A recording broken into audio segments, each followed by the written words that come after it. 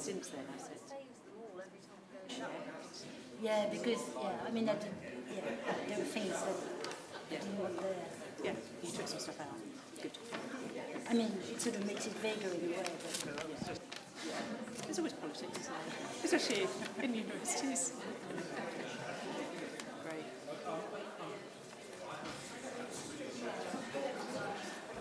I've got this here as well. That's nice.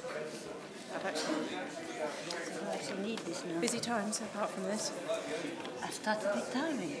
I saw that you've gone on to a fractional, haven't you? Is that your kind of graduate easy? Yeah. How nice. Yeah, it is. So far I haven't really felt it because I've been doing this thing. But although it does feel different already. Yeah. You know, when did you start to kind of... 14th of January for the next semester. Did I just put my... Oh no, I didn't bring it, that's fine. Oh, okay, just this semester? Oh, okay. I was on study leave last semester. Oh, okay. So you're back, but kind of... So I need to feel, because I've worked so all my life since I was 18. So I have to see how it goes. Yeah. Have you got plans for the other bit? Well, I don't know. Or not really yet? I mean, yeah, I probably need to. But at the moment it's just a work in progress. That's great. That's really great. And are these all people you know? These are my we know these these people, are my friends. This is my husband. Which one? Which one's your husband? Standing up? Clive Scott. Oh, I know him actually. He's doing this Zeban. Do you know, there's all these power couples around. I don't know about it, you see. Okay. Yeah, I remember reading Clive about Zeban. Yeah. So just not huge audience, but then you get. No, it's good. It's clashing. Lee, I'm not Lee. Alan. As a politics. Do you know, I bumped into him on the steps coming up to Arts Building about 20 minutes ago, and he was He was putting posters up. I know. I said, what are you doing? Are you fly posting? He's like, yes. So It was didn't realise it was a clash. Last minute stuff, but there's always clashes. There's always lots of things, which is fine. It's lovely that actually it's politics and it's Clive Lewis and and a pretty big American speaker. So, but never mind. It means that I have fewer. I have half the anxiety. Yeah, totally. And who that? So that's those guys. But I haven't seen Lee, so he'll be here. Don't worry. He'll be here. I saw him earlier and he said see you later. So he'll be here.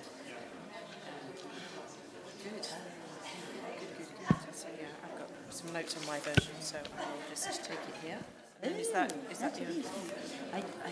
But the thing is that if it's too low, I can't see. Older people have to have these tricks, Yeah, that's good. You should think. But it's okay here, isn't it? It's okay on there. Yeah, because I can do this. I think I can see like this, but there it's. But that's quite small. But that's quite small. What if you had it bigger? Yeah, it's because you see. I did a pretty picture and the text. Oh, well, no. Have you seen it? No, not yet. Because it's Netflix. Yeah, but it's out. We could... Yeah, no. It's one I haven't seen. But actually, last week we went to see Capernaum, and it nearly made me feel change this whole thing. Did you ever see that? It's sort of but no, Roma, we wouldn't. You're presenting from here. You're not going to move around. Yeah, probably because I have to do this. I can't. I have to read. I can't do Absolutely fine. Yeah. So what we've got, that's our stream at the moment. So the screen will be above your head on the stream. That's where you'll be there. So really, if you do need to move about at any point, it's from that loudspeaker there to just the other side of this desk. If you go outside. But I won't because I need to be. That's absolutely great. Yeah. And if I'm just introducing from here, that's okay? Yeah. Yes. Yeah. That's good. Okay. That's useful. Yeah. Sorry? That's really useful. It is. Well, that's actually just on YouTube, just watching what we're streaming at the moment. It's all out there now, is it? It's out there now. We were just talking about Netflix, so there you go. We've got two people watching, which is me and Rachel at the moment. So you're okay. It's suddenly when that starts. Okay, we're not kind of winning. We're not winning the Oscars just yet. That's lovely. brilliant, thank you. If there are any problems, I'll just come down. Yeah. Thank you very much. It's my son, Sam. He trained, there was a fatality on his tracks, so he was stuck coming up to London. But he's just... He's got it. Yeah. Clearly he's got it.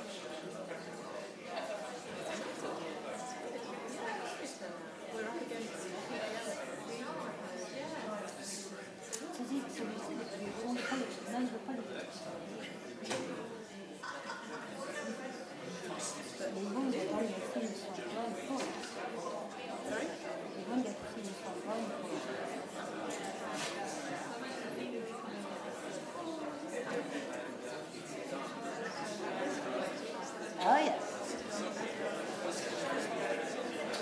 It'll be cool.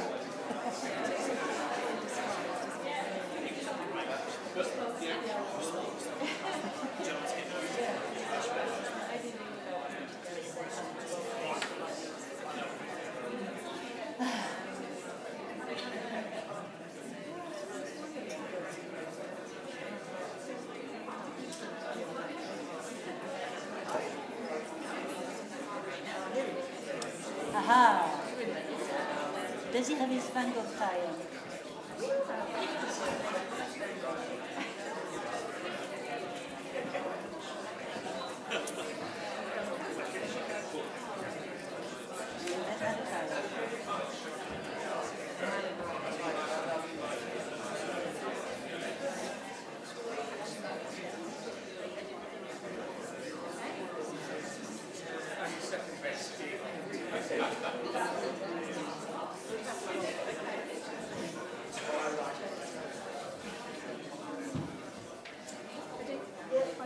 Good. What should I do? You can stay there, or you can stay wherever you want, and then I shall just walk that way and you can walk this way. Okay. Good evening and a really warm welcome to you all. My name is Sarah Barrow. I'm the Pro Vice Chancellor of the Faculty of Arts and Humanities and Professor of Film and Media. It's my great pleasure to be introducing Professor Marie-Noëlle Guillot tonight. Marie-Noëlle began her academic career with an arts degree and then a master's in English and Applied Linguistics from the University of Strasbourg. This further study led to a PhD in applied linguistics here at UEA in 1990, and ultimately achieving her chair in intercultural communication and translation studies here in August 2017.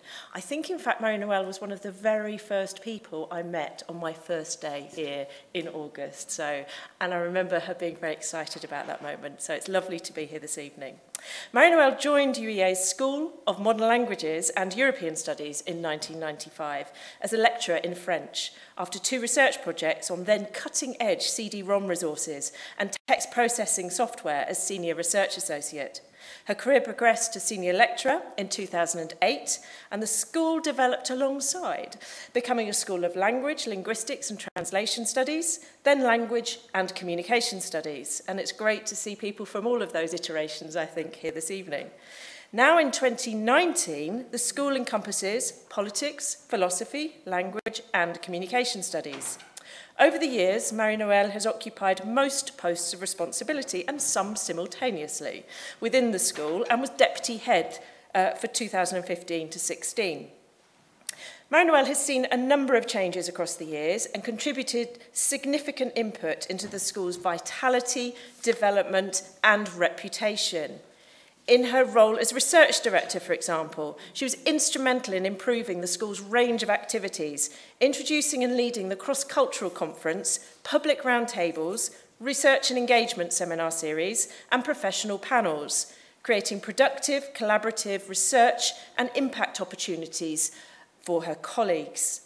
Marie-Noëlle initiated the Norwich City of Interculture events, so her impression on the civic life of the university has been remarkable. Watching them become a feature in the school's calendar with exhibitions, public lectures, discussions and workshops, enhancing the understanding of intercultural communication within institutions and individual practices. In October 2016, Marie-Noëlle coordinated the successful application for the school's Athena Swan Bronze Award, an award which recognises work undertaken to address gender equality within the higher education workplace, a really significant piece of work. It was the first award for the UEA's Faculty of Arts and Humanities. Marie-Noëlle is now recognised as a leading interdisciplinary authority at the interface of cross-cultural pragmatics and translation and audio-visual translation. In recent years, activity has revolved around the AHRC-funded research network project called Tapping the Power of Foreign Language Films, audio-visual translation as cross-cultural mediation. The project culminated in a public roundtable event in May 2017, which is held at the British Film Institute in London.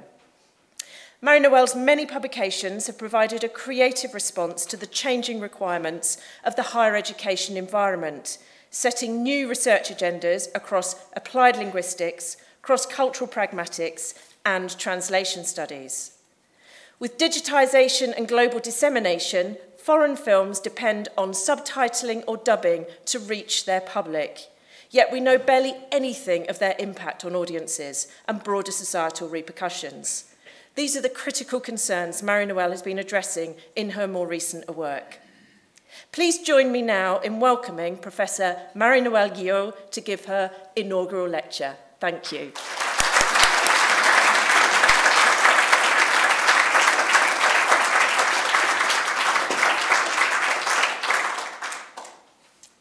Thank you, Sarah, for this kind introduction and all for being here. Many of you have been part of the story so far, one way or another, in some cases for a long time.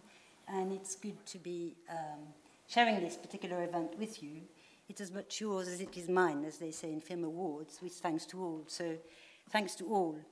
I'm not awarding myself an award here, but as we are in the full swing of the film awards season, it's perhaps worth stopping briefly as a preamble on this.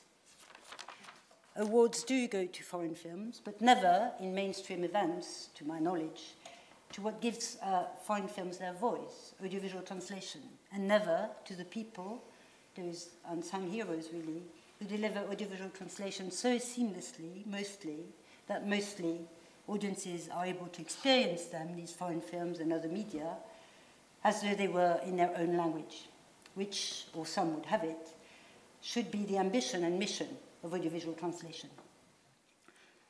I find these aspirations or assignations to invisibility tricky, as they are in other forms of translation. And with this today, I want to tell you why, bring audiovisual translation out into the open from behind the scenes, showcase its voices and expressive possibilities, and creativity as an agent of intercultural mediation, and also see whether it matters.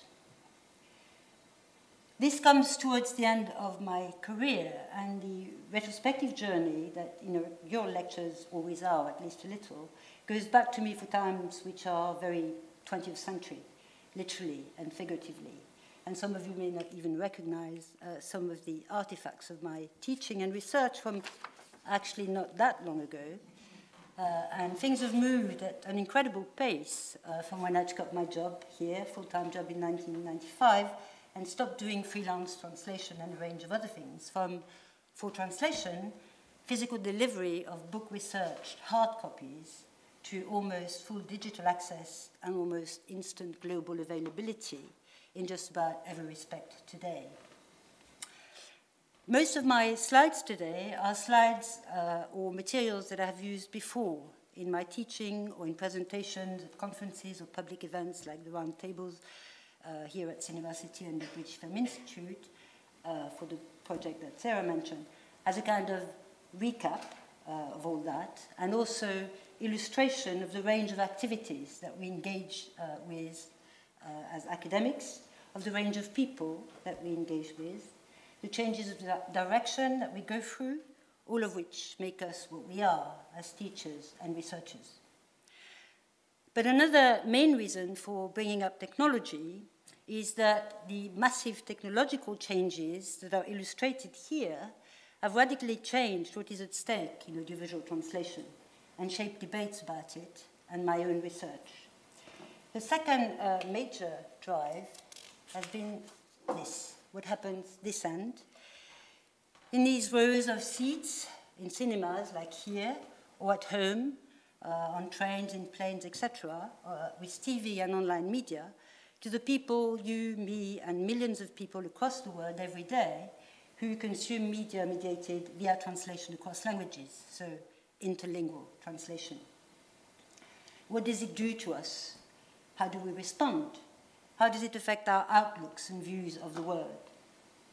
Now, like the opening slide, this slide is from the website of the Research Network project, which we made a start on dealing with questions like this with, of linguistic and cultural representation and audiences' responses to them. And this user's end and its conundrums has been a connected thread, a running thread, a drive in the different domains of research that I have moved across over the years in response to changing needs of the university in teaching and research, as we do. From native and non-native fluency and the mechanics and strategies of verbal interaction, from applied linguistics and then cross-cultural pragmatics perspectives, to now audiovisual translation, AVT, for translation studies. And so for fluency, for example, what I was interested in was not the monologic speaker's attributes that can be and are measured in laboratories with precision instruments, so speed of delivery, pausing, hesitation, etc., in a way that time is measured with clocks and watches and shared conventionally as a stable entity, but a real-life fluency of verbal exchange where it is relative, variable, negotiable, and negotiated as a function of context, interlocutors' subjective responses, etc. Like Dure for Bergson, the real-life experience of time, with minutes feeling like hours sometimes, and like seconds at others. That hands-on fluency was what mattered for my students, what I needed to guide them with, so what I tried to make sense of it. It was a kind of worms, but an interesting kind of worms. And the same extends to AVT, audiovisual translation, from an audience perspective, for the same how long is a bit of string kind of reason. For audiovisual translation, these two themes, technology and audience responses, take into the 21st century quite fundamental debates about accessibility and creativity, and I should perhaps say seamless accessibility and the tensions between them, and that's my focus for today. Audiovisual translation practices give us access to information that we do not have. They are accessibility practices, but not usually shown like this, nor like this, with an invitation to audiences to be mindful of cross-cultural and cross-linguistic responses, or processes rather.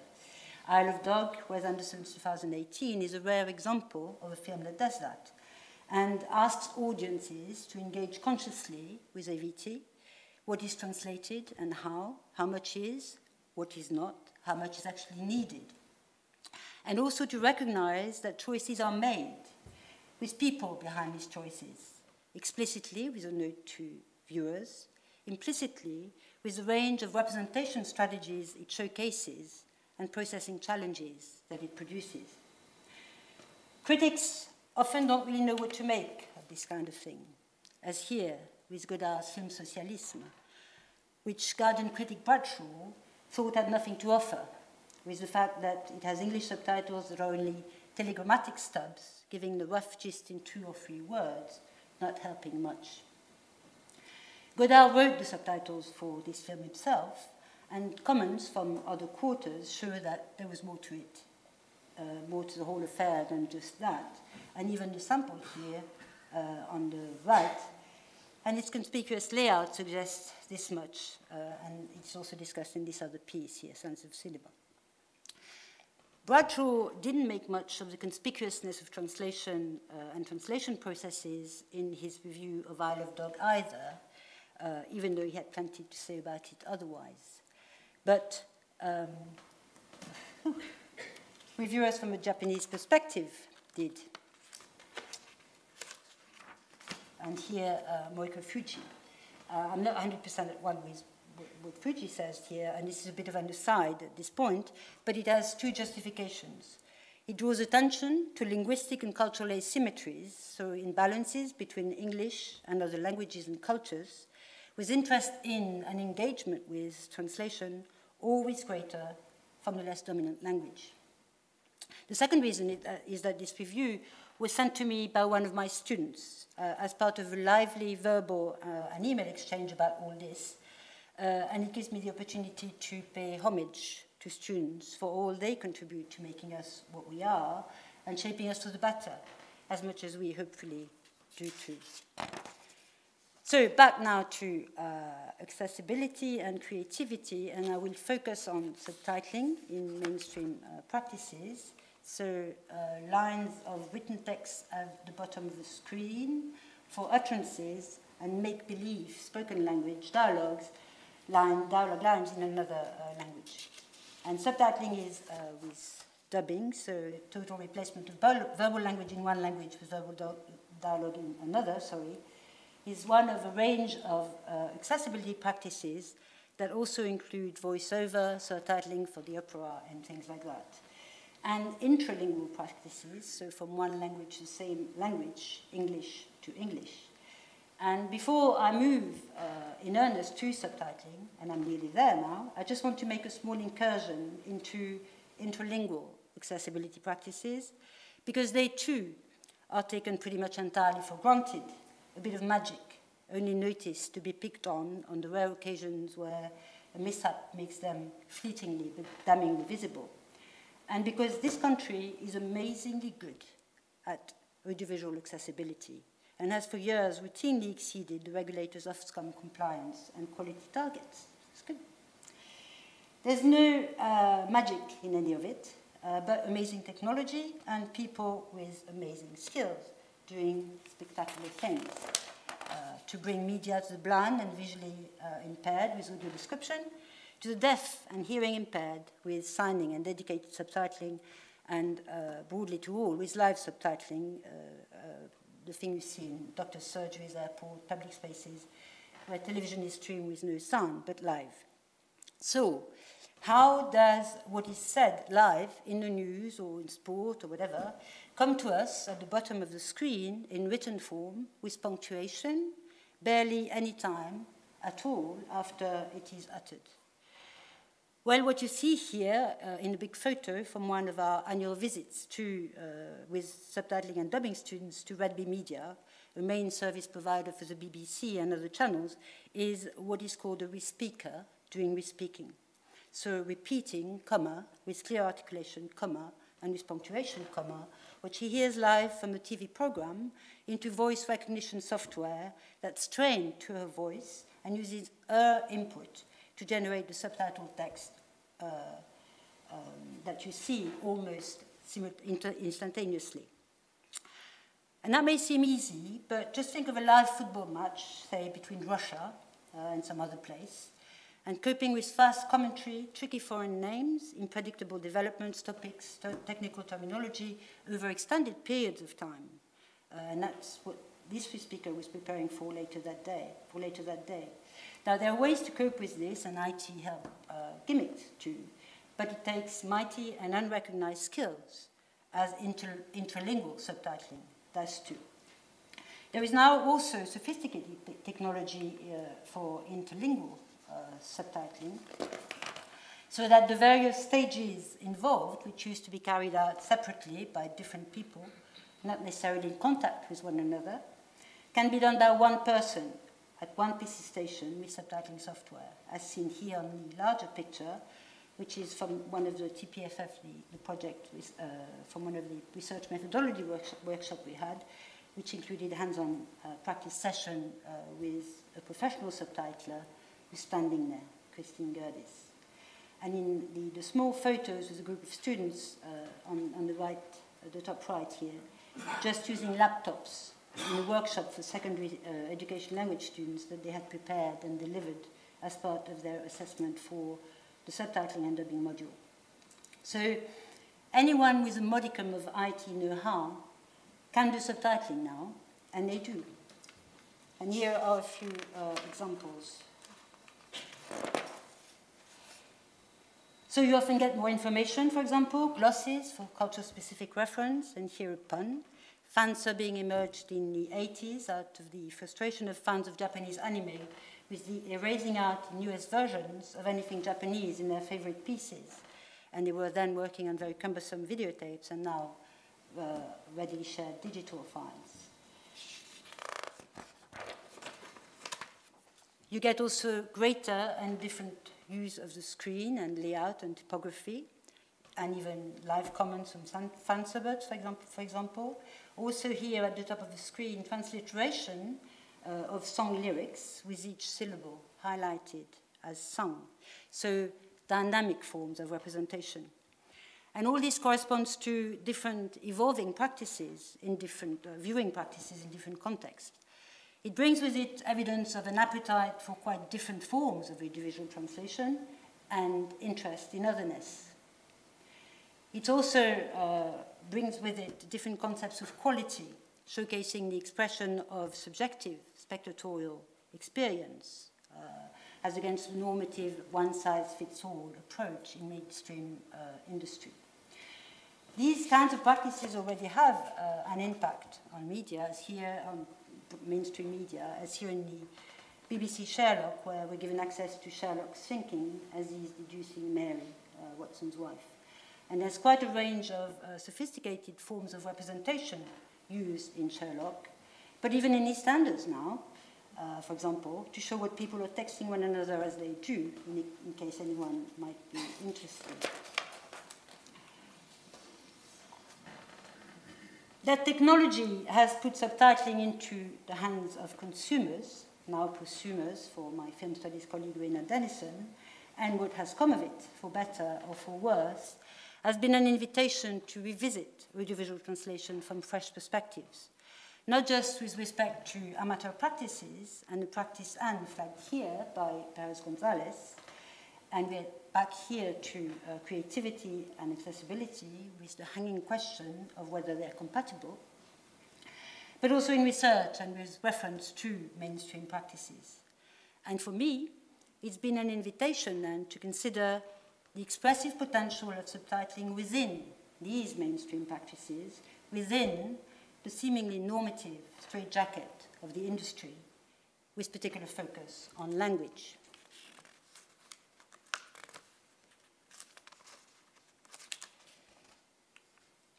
Now, so-called constrained mainstream subtitling can and does do a lot. But there's one very significant feature of subtitling, and a very interesting one too, is that it cannot do what it cannot do. And I will illustrate this with this short piece here.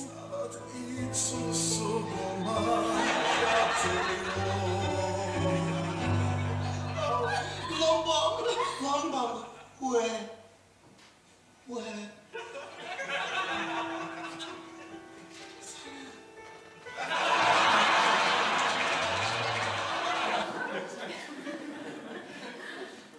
This is a parody, of course, of a Taekwondo Korean martial art Korean film but it's eloquent about technical aspects of subtitling.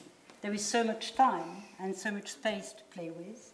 There is so much that can be presumed about viewers' reading speeds. What's also interesting, though, here, is to be reminded that we don't actually need to read all to have a pretty good sense of what's going on and how the overkill of text that we are in no position to process is a powerfully expressive window in itself on the internal emotional turmoil that grips the characters. But anyway, shifts from speech to writing, space, display and reading time, synchrony, sequential processing of text in fragments are all aspects that subtitling and subtitlers have to be mindful of, with readability in a demanding multimodal context a priority. There were hints or reminders of other critical factors in the extract, and including the fact that there is no 100% linguistic and cultural mapping across languages. And I will,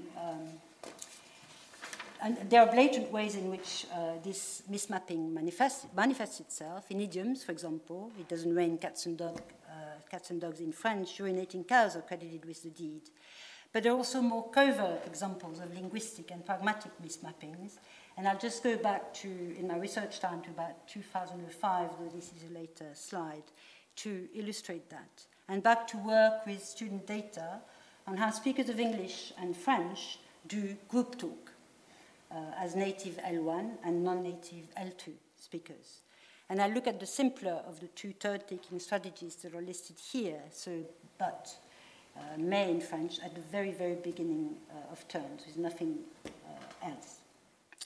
By way also of beginning to think about the vexing question of linguistic and cultural asynchrony. May and but at the beginning of turns in group talk can do two things, one semantic, one pragmatic.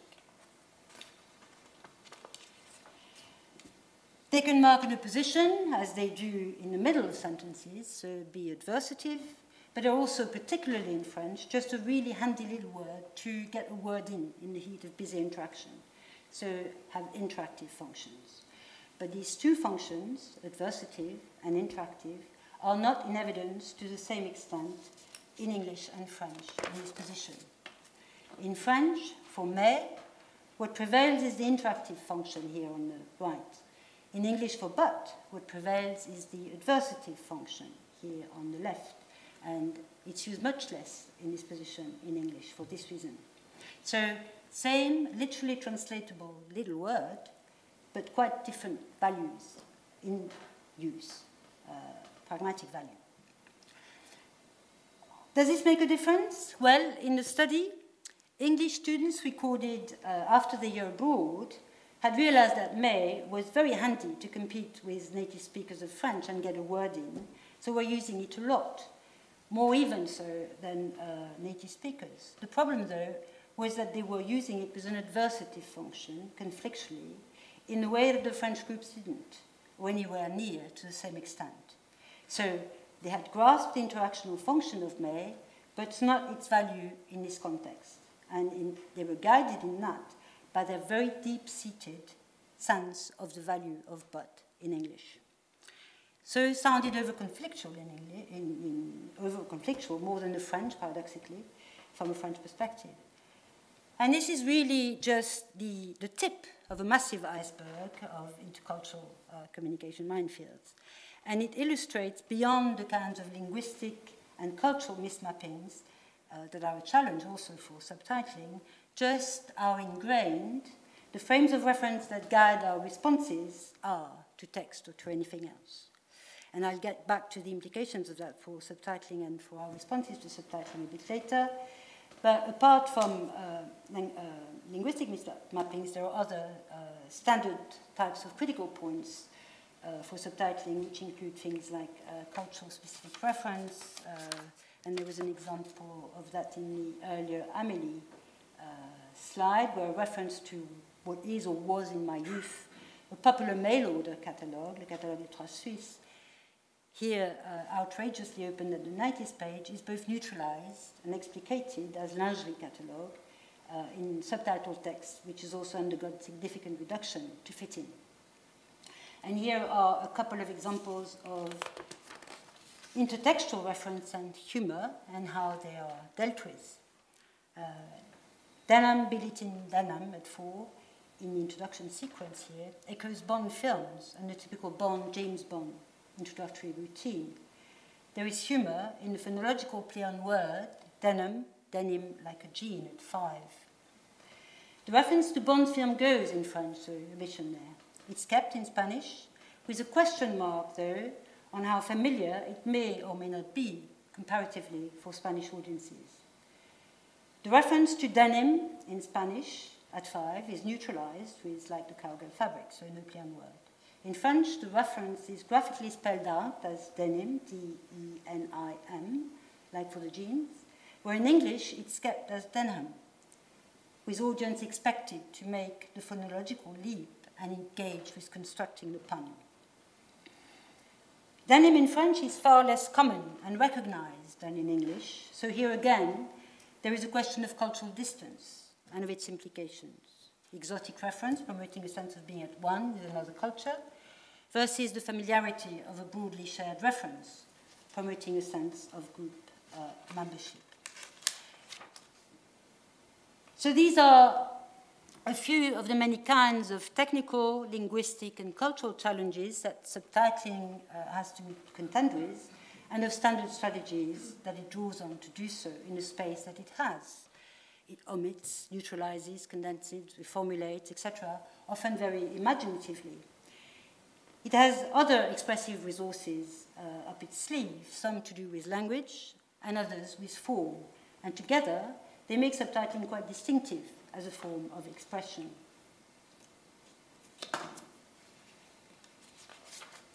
For one thing, there are upsides to linguistic and cultural mismappings and ways around them.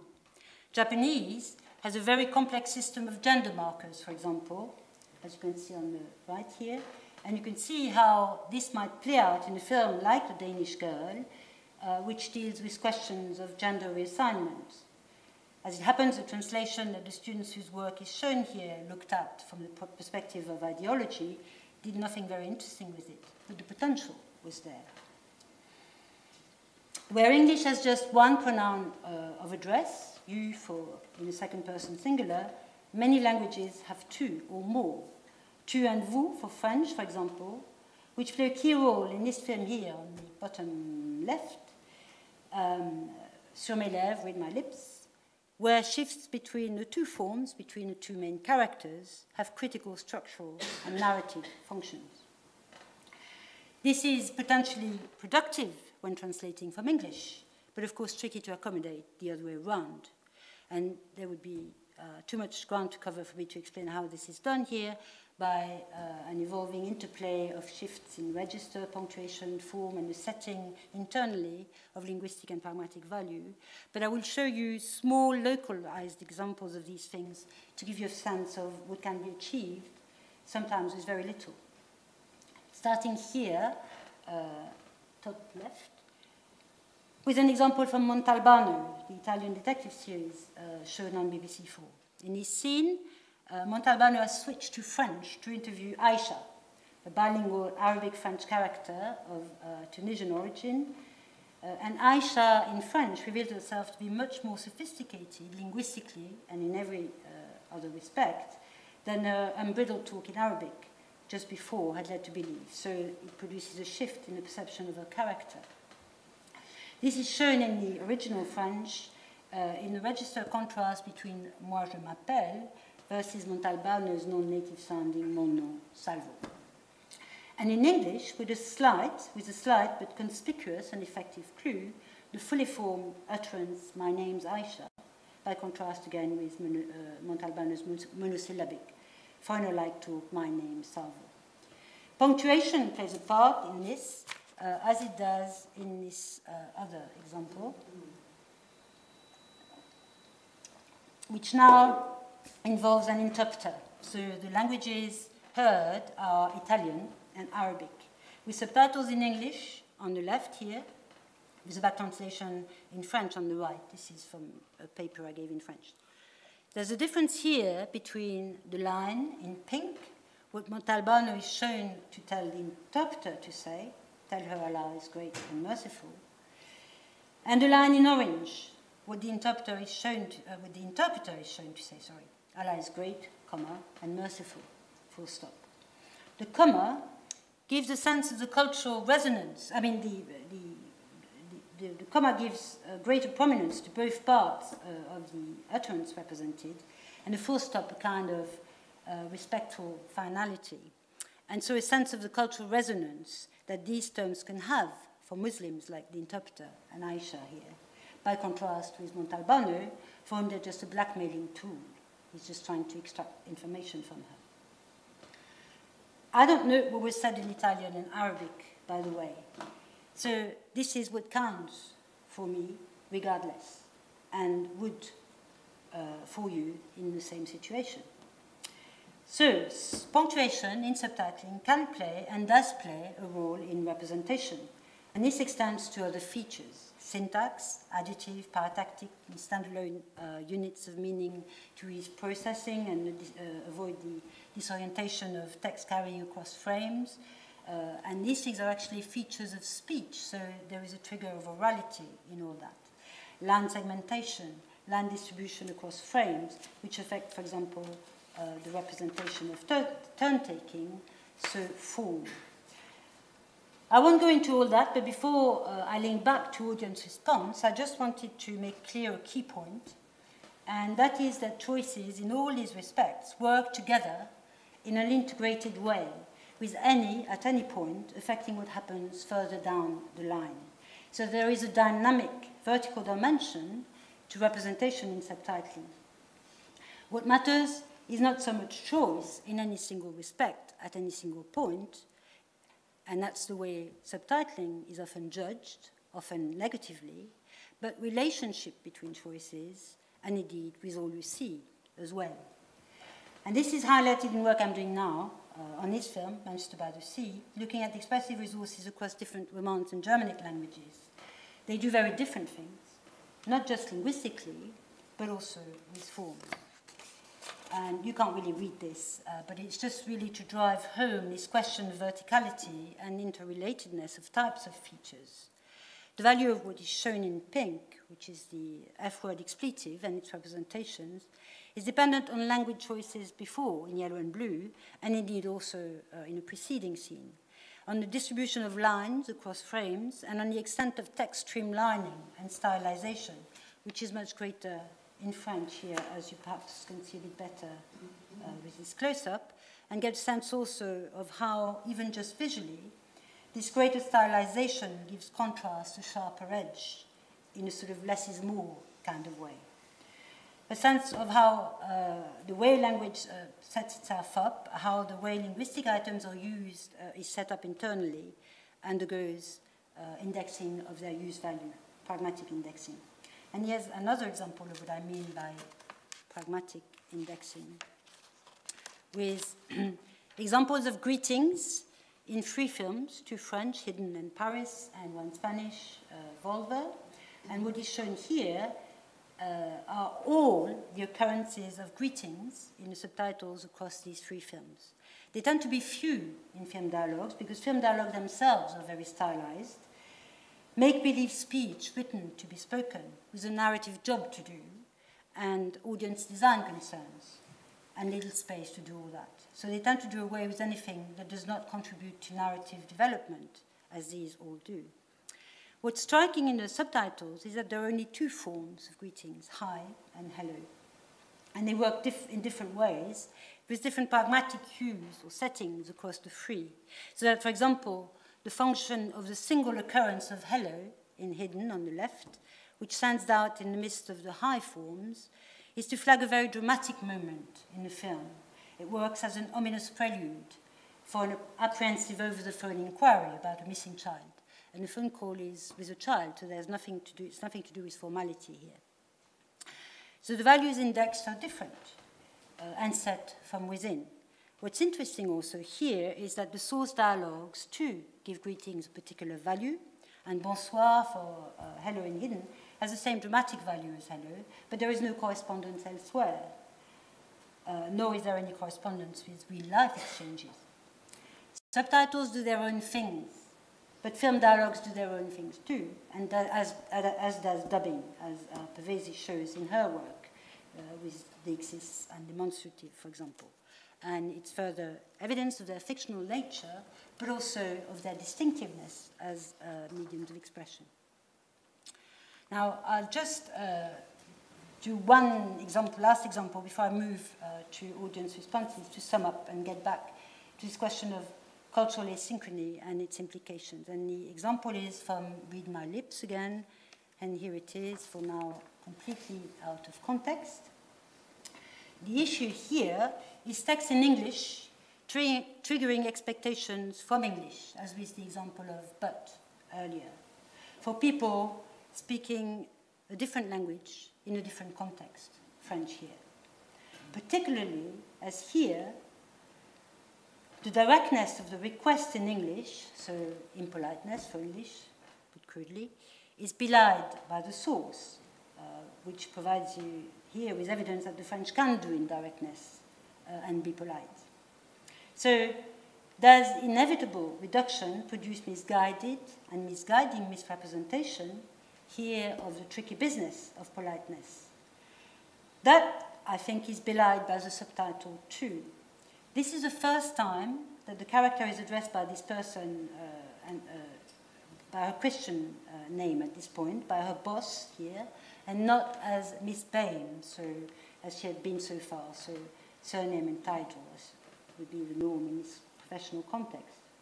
And this shift, together with the rising intonation that's cued by the question mark and the pause, triggers a sense of empathy and caring tentativeness that tones down the request and mitigates it as a face-threatening act, so that it is not responded to as offensive in the film, and the French are not necessarily perceived as rude. And this is the core of what I've been trying to tease out as regards intercultural mediation. But here again, all this depends on choices upstream and on the interaction of different features. And you can see that different choices would promote quite different responses. So, just translate. This is a common assumption, brilliantly dispelled with application to interpreting by my colleague Joy Dragan in her inaugural on language rights as human rights earlier this year. Thank you for that, Joy, and for the slide.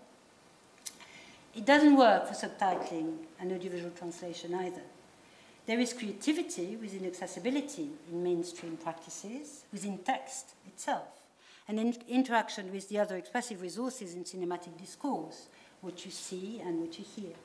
But audiovisual translation, subtitling, is not literal, not 100% literal in itself or in the way that we respond to it, which is the expectation which the just translate assumption carries.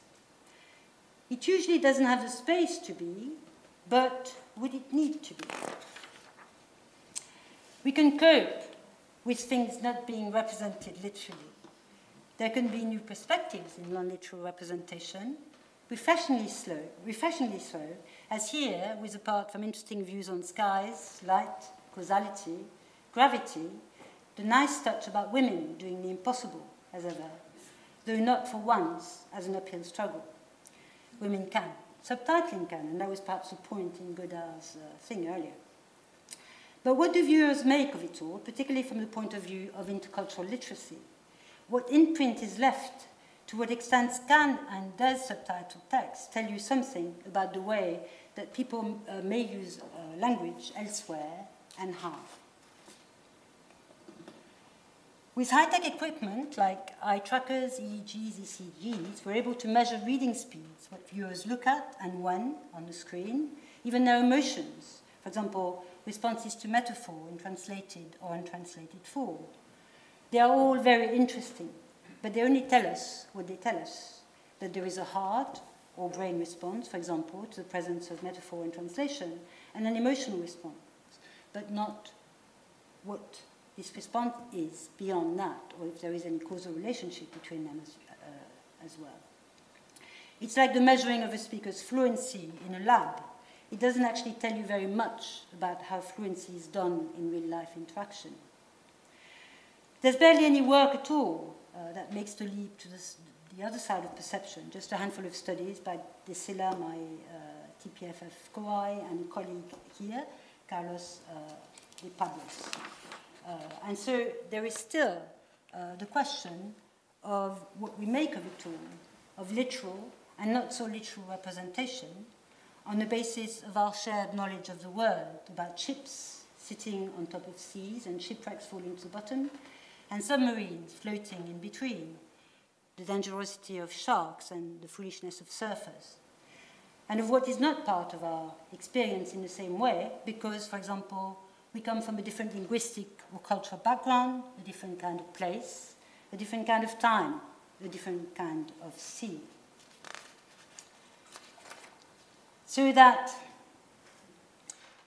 Fuji and Bradshaw can make quite different things of their Isle of Dogs, as is their prerogative. From the perspective of some disciplines, like pragmatics and the pragmatics of fiction, which have started to develop an interest in audiovisual translation, the subtitled or dubbed film is the film. Not any kind of linguistic and cultural hand-me-down, but the film, which is de facto what it is for viewers with no access to the source, and who, in any case, will always respond to it from their own linguistic, cultural, and worldview perspective. So, Onigashima, Isle of Demons for Fuji, Isle of Dogs London for Bradshaw. And the same goes for language. Different making sense on the basis not of the same text or film, but text and film that provide the meaning-making platform for sense-making, to borrow from Scott on his recent work on translation and adaptation, his application to literary works. This is also an echo, of course, of what Lee Jarvis, my other colleague, was telling us in his inspiring inaugural about terrorism and counterterrorism and its language, and of terrorism being made in the act of labeling, with all its complex underpinning. Subtitling is a modality that produces situated, so locally set, conventions of representation at the level of text, of the signified. But in the contract with audiences and with input from the broader semiotic context, it produces signifiers, flexible and reassignible as signified, in keeping with audiences' variable profiles. There are, in other words, no one-size-fits-all translation options and no one-size-fits-all types of responses, but constantly renegotiated paradigms of what in pragmatics would be accounted for as co-construction, with subtitling as a communicative agent within the participation structure of film reception. Amateur subtitling has been instrumental in drawing this to attention, I think, by showing its workings, as you do for math at school. And as they are here with multiple translational representations of the same poems by Clive Scott at one of the Norwich City of Interculture events, as an invitation to partake in retracing the processes of text inception and generation for the translations, but also by the same token for source texts themselves. So, what about intercultural literacy and voices for all in all that? They're all refreshingly in your face with amateur subtitling, for better or for worse. But there too, I think, as a potential in mainstream subtitling, albeit more covertly, and below the level of consciousness, mostly, by dint of the kinds of triggers and interactions that I've tried to discuss today. I will not, as perhaps you thought I would, tell you what watching films in translation does to people. I don't know. But what we've been trying to do with like-minded colleagues is map out what is involved beyond the surface representations that are normally the trigger in deficit or loss approaches to be in a position to look at these things better. What's important in the meantime, and in any case, is an awareness that there is more to it all than the Lost Task Force would have us believe. Does it matter? I need to catch my breath. Language rights as human rights, and what my colleague Joe Dragan told us, that matters. Terrorism and counterterrorism, also brilliantly scrutinized by my other colleague, Lee, in his inaugural also earlier this year. It was a good crop for PPL this year. That matters. And they've both been pretty tough act to follow. But still, it must matter a little, or else I wouldn't be here. It matters for research in itself, because there is much more to it than we are even able to account for, and because it feeds into much broader translation studies debates that it is informed by, but also has a huge capacity to inform by dint of its singularities. It matters from the point of view of skills, because audiovisual translation is a huge but unrecognized economic, cultural, and educational resource for the UK, part of a multi-million international broadcasting industry.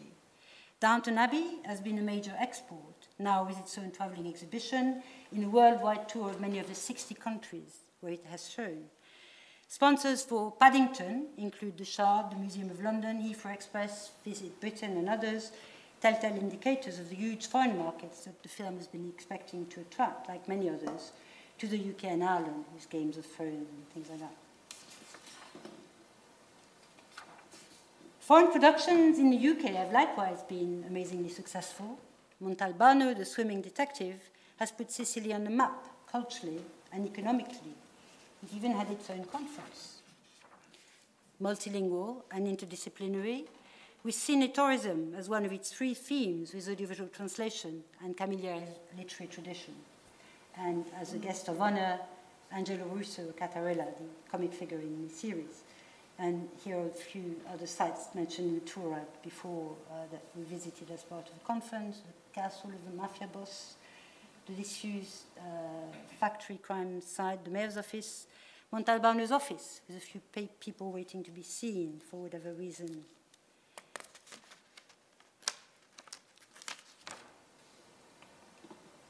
It matters because safeguarding heritage and promoting culture at home and abroad is at the heart of policy for government and charitable organizations like the BFI or BAFTA.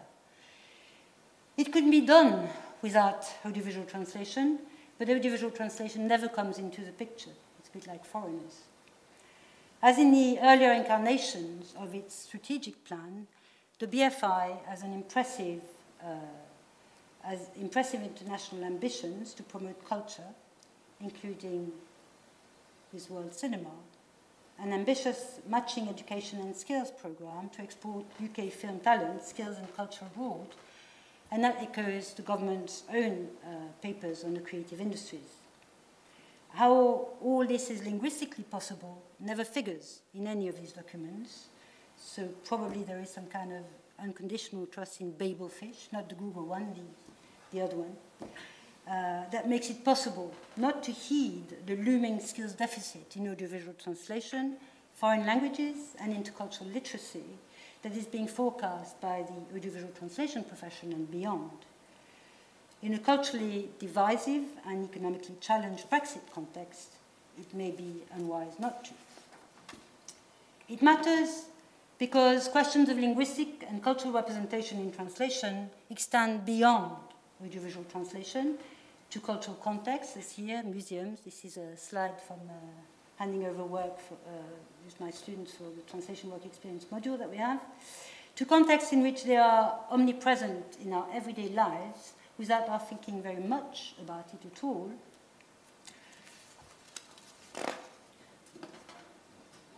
Though we are occasionally reminded that it may all matter when something like this fares up. Audiovisual translation in news media is different. It makes different kinds of demands from the large range of people who are involved in it, from the moment when news is collected live from anywhere in the world, and the moment it hits our screens or is streamed on the radio barely any time, with our expectations of instant news and connectivity. You may wish to stop for a moment and reflect on the volume of news from elsewhere you are exposed to every day, and the logistics of bringing that to you that quickly, let alone the implications of the choices that are made along the way, not least language. And that, again, ties in with what Lee was saying about terrorism. This is a sort of a mildish example. for a poster we designed as publicity for the school, but even so, I'm not sure what Obama would have made of his all-inclusive My Fellow Citizens address, somehow becoming the nationalistic My Dear Compatriots, oddly at the hand of the French. I don't know what they were thinking about. And this is just a couple of words, but it frames the whole speech. So I'll leave you to ponder the weight of choices in news translation.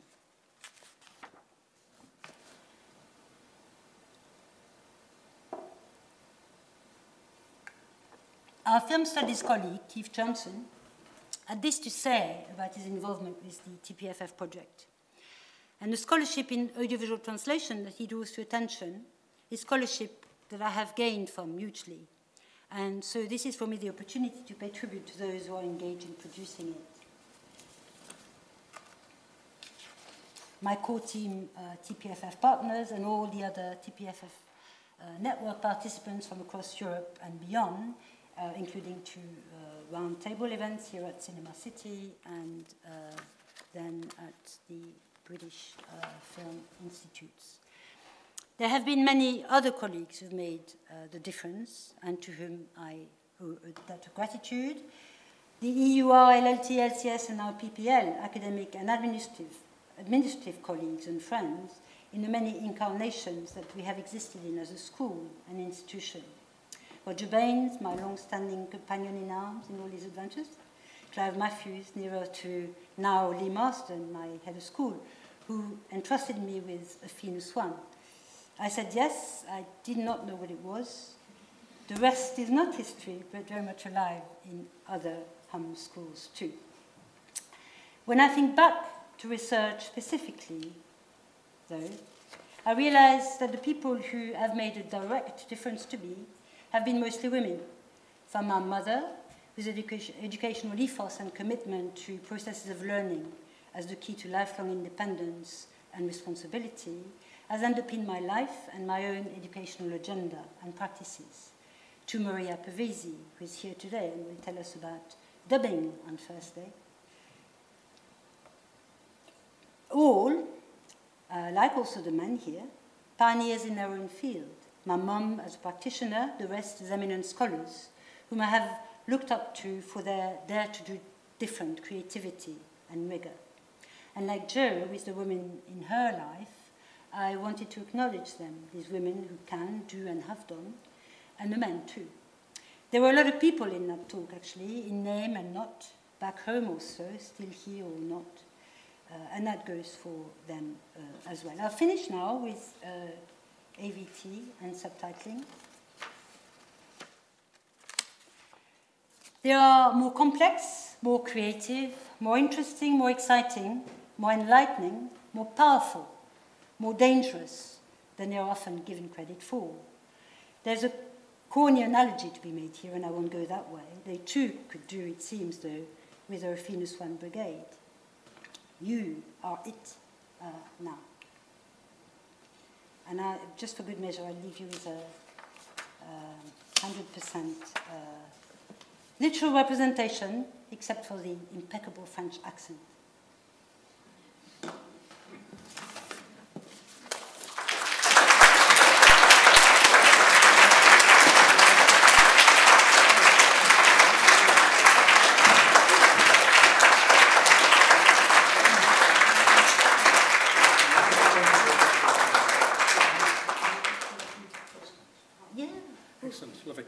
My name's Lee Marsden. I'm the head of Politics, Philosophy, Language and Communication Studies, and it falls on me to have the great honour of being able to just offer a vote of thanks to Marie-Noëlle for a really inspirational and fascinating talk. I think we've had a masterclass really on audio-visual translation this evening, and you get a bit of a flavour, I think, to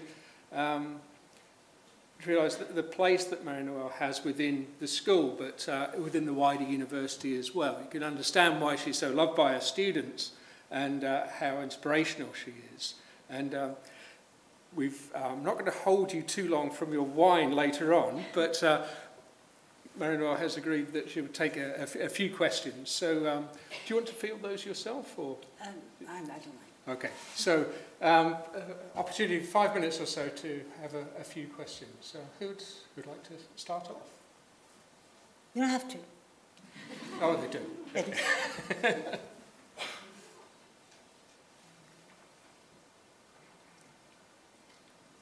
I said it all. You must have. you must have done. Lovely. Thank you very much, Marie-Noël, for a really interesting talk. What do you make of things like regulations from translation companies that will tell this or that audiovisual translator that, for example, they shouldn't be too specific in the kind of register they use? How does it come into play in your understanding of cultural presentation? Well, I'm aware of this, but I'm looking at the end bit, and what I can see, I mean, not what I can see in the films that I look at is really quite exciting kind of practices. I'm not saying that all films are equally good. You know, there's quality is a climb, right, from good to bad. And I'm aware also that those kind of rigidities affect subtitling. But you know, it's the same in a way that the inbuilt constraints of subtitling affect generate their own creativity. And I think that even with the rigidity that is imposed from outside, people do amazing jobs because there is, you know, work. I'm sorry, I'm messing with it. You see what I mean? What I'm interested in subtitling, the mainstream subtitling, is precisely that those constraints, how these constraints are being used, and I think some may not be always conscious, I don't know, but I know that it is in a lot of cases because subtitles are written about how, for example, they will represent dialects, you know, by making a particular or triple signposting at one particular point in the film, and then bringing it up again a little bit later just to remind the audiences that a particular person speaks in a particular way. So even within these constraints, I think there is a lot of expressive potential, and I quite like the tension precisely between constraints and creativity. It's also extremely, you know, as I said, it's not single features, it's an interaction of a whole bunch of things. And one thing I haven't talked about at all, actually, and I've got my fingers for that, is everything else, what you see and what you hear, which is very important. Are you aware of any filmmakers who try to take a direct role, actually, in translation? But good articles are interesting in translation. That article is very interesting. Yeah, some are, and some just wouldn't entirely. Yeah, but mostly. You know, the other thing is that films that are produced directly for the international market tend to be written, the dialogues tend to be written in a way that minimizes, and it's true of film also, that you won't have close-up shots because for dubbing, which Maria will tell us about on Thursday, we have a lip sync issue, for example. So for those kinds of films, you can almost do a literal translation. In a sense, you know, when we look at these issues, we tend to look at problems. But there is a lot, because film dialogues are so stylized, there is a lot that is unproblematic and quite literal. For example, Spiral. Spiralization. I bought that for, I wanted to update my material for teaching, and I bought that thinking, oh, police stuff, slang, it's going to be great. And actually, it's so stylized that there's barely anything there that, you know, what you're trying to find is examples that illustrate everything in one go. The Carla one is a really good one in that respect. But a lot of it is unproblematic. I also bought The Big Bang Theory, you know, to be up with my students and stuff, because they thought it was funny and etc. And again, and that's partly also because the dialogues are not very good there, I think. But I just couldn't find any place where, you know, I would have to do hours of viewing with my students to actually pick out the things I wanted to draw to attention. So it's very valuable, you know, it's quality, that's quality, it's valuable. So at best it's great, at worst it's not good. But yeah, some people do take an interest and others just don't. But mostly people don't know much. And yet, this is the thing that makes us understand things that we don't understand. Take one more question. Sharon. Marie-Noëlle, I was wondering about what you think about the formal visual aspects of subtitles. You'd shown the stylized text inserts that you used so interestingly in Sherlock, and I was wondering, do you think that there's a place for more creative use of subtitles on the screen in that way? I mean, is that something that you have enjoyed viewing or find interesting, or do you think that that's not the place of subtitles and that they shouldn't, get in the way? No, I think they're great. A lot of, you see it in documents. There's a really lovely, I can't remember what it's called, from quite way back, nature documentary where they had subtitling shifting in and out, and not necessarily in that, when it was. And no, I find it really fascinating. What I found fascinating about fan subbing and the quality there is very valuable, and a lot of it's actually very literal. There's something nice about that, because it does show you what's happening. And you don't want to forget what's happening there. But what I've liked about fan subbing is precisely that it has been an invitation to look at the sort of mainstream practices from a different perspective and question the fact that you have to be normative in this way. But it's already, there are a particular television program, even as I said, it's standard. It's in the place where you can see the text. And lots of programs use it. Well, Sherlock Holmes is very inventive, it was on the motorbike and you see all sorts of things. But no, I'm all for it. I'm very ready.